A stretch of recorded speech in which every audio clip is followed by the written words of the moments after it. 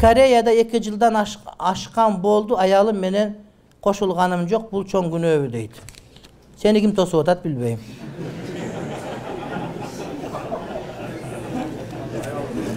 Кыргызстанда экен. Анда барып кел. Бара албасаң үзүр сурап кой. Бакул жүрө берсе жүрө бер, анан болбойт десе бар.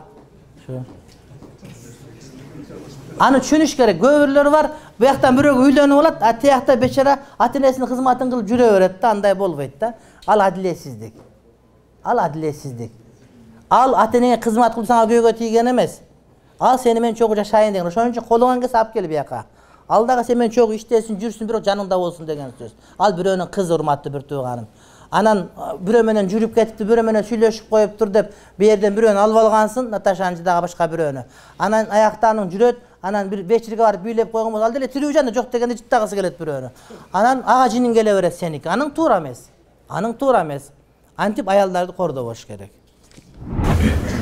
Чубак ажы сизге былтырда бере албай калгам ушул суроону менин сизге бере турган суроом өзү 5 убак намаз окуп, Куран окуп, аялы туруп аялым жок деп алдаган эркектерге эмне деп айтат элеңиз? Ошол жигит залда олтурат, өзүнүн кандай экенин укса жакшы болот эле, рахмат, Аллах сен разы болсун дейт. Эми залда отургандар бири-бириңерге айтып урматтуу бир туугандар, мен билем Москвачылык деген түшүнүк жаңы калыптанып калды. Москвачылык деген түшүнүк оңдошубуз керек. Нике кыйып атканда мечиттин жанына машина коюп алып, кабинада отуруп нике кыйгандар, этаж үйлөрдүн подъездде отуруп нике кыйгандар, нике кыйдырбагыла буларга. Нике кыйган урматтуу бир тууганым, анын шарттары бар, тартиптери бар.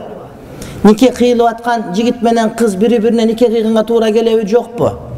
Ал деген башы бошпу, жокпу? Иддасы бүткөнбү, жокпу? Ата-энесинин ыраазылыгы барбы, жокпу? Андан сырткары дагы көптөгөн маселелери бар. Жөн эле келип 2 доо окуп нике кыйып кете бергендерге нике кыйдырбагыла, кыямат ушул нерсеге жооп бересиңер. Анткени ошол жана ошентип ырыс таба турган адамдардын кыйган никесинде деле урматтуу бир туугандар береке болбойт. Атайын өзүбүздүн өкүлчүлүккө келип, ошол жерден туруп, кадимкидей күбөлөр нике кыйдырыш керек. Биздин күбөбүз жок эле деп нике кыйдырып коюп, айылда өзүнүн үй бүлөсү бар, бала чакасы бар, кээде күйөөсү бар аялдар никеге туруп алгандары бар. Эмне десе, биз окутканбыз, катталганбыз, никеден өткөнбүз деп жашап аткан квартирадагыларга айтып коюу үчүн туруп алгандар бар. Бул зына, урматтуу бир тууганым. Зына кылган, ойноштук кылган, жалган нике кыйып алган менен адал болуп калбайт. Адамдын ыйманы өзүндө көтөрүлүп, ыйман ажырап тура турган учурлардын бири адам уурулук кылып атканда жана ушул урматтуу бир туугандар зына кылып аткан учурларда болот. Ошондуктан келгиле, бир туугандарга эскерткиле, жетелешип барып нике кыйып берем деген өзүң тааныбаган эле бирөөлөргө нике кыйдырып, урматтуу бир тууганым. Алардын дуасынын берекеси жок. Эч убакта андай кылбагыла. Анан аялым жок эле деп үйлөнгөн, бул жакшы эмес. Бул алдамчылык. Эгер нике алдамчылык менен баштала турган болсо, акыбети жакшы болбойт, урматтуу бир тууганым. Пайгамбарыбыз алейхиссалам бир сөз айткан. Мусулман жалган айтпайт деп айткан. Жалган айтканың жакшы эмес. Жалгандын казаны кайнабайт, урматтуу бир тууганым. Бул арам маселе. Ошентип үйлөнүп алып, мындаки 7-8 аялга үйлөнүп жүргөндөрү бар. Эгерде бардыгына нике кыйып, анан 5-6-га нике кыйылса, алардын никеси кыйылбай калган болот, кадимкидей зына болуп калган болот.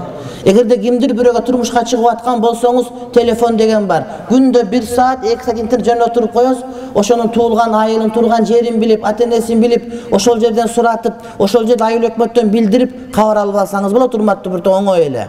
Азыр бардык оңой. Кимде ким сиздин колуңуз сурап келсе, аны билүү абдан оңой болот, урматтуу бир тууганым. Адамдар базарга барып кийим сатып аларда 1 саат, 2 саат тандайт кийимди. Түлөйбү, түлөбөйбү, размери кандай, каяктан келген, палан түкүн дейт. Ол кийим 1 жылда жок болот. Башка бирөөлөр алма сатып алганда курту жокпу деп, бул 1 саатта жок боло турган алма жеп койсуң. Анан күйөөгө тийип атканда, аял алып атканда ким экенин сурабай эле көчөгө чыгып, мал деле антпайт, урматтуу бир тууганым. Малдан да төмөнүрөөк болуп кетти. Ошондуктан адам өзүнүн үй бүлөсүн курарда эмне этиетирээк болуш керек.